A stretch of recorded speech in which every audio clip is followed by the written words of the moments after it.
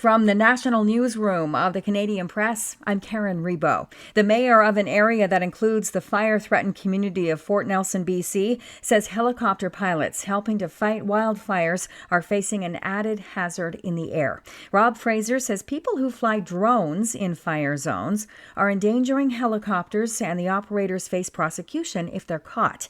In a video posted to Facebook, Fraser says firefighting pilots are already under an immense amount of stress. He says the drones are nothing but extra hazards. They cannot be looking for drones. They're small, they're fast, they can't see them, and they will cause these guys to crash. These guys are flying at extremely low levels. Fraser says people caught using drones in the fire evacuation areas will be prosecuted to the biggest limit possible.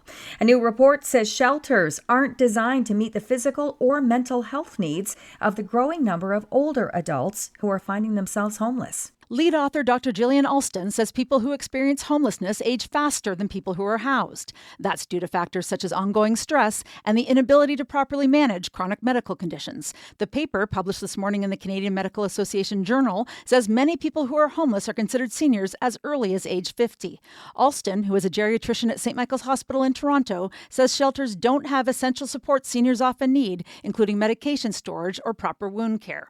Alston says an aging population, the affordable housing crisis, and life changes, such as losing a partner, all contribute to the rise in homelessness among seniors. Nicole Ireland, The Canadian Press, Toronto. A new study published today has linked the legalization of cannabis with a rise in the number of Ontario seniors visiting emergency rooms.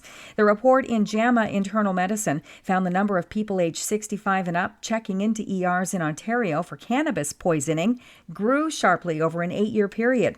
It says that is particularly true after cannabis was legalized, and the rate of ER visits among older adults rose again once edibles were legalized.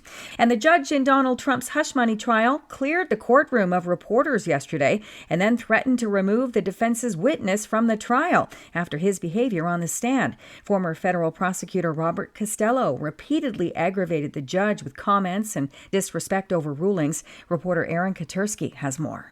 Throughout Costello's testimony, prosecutors objected, and when Judge Juan Merchan upheld those objections, Costello audibly reacted from the witness stand. "Geez," he said one time. "Ridiculous," he mumbled under his breath. The judge, furious, sending the jury out of the room, addressing Costello directly. "If you don't like my ruling, you don't give me side-eye, and you don't roll your eyes. Do you understand that?" Costello glared at him. "Are you staring me down?" the judge asked. And then the dramatic move, Judge Juan Merchan clearing the courtroom, sending everybody out into the hallway.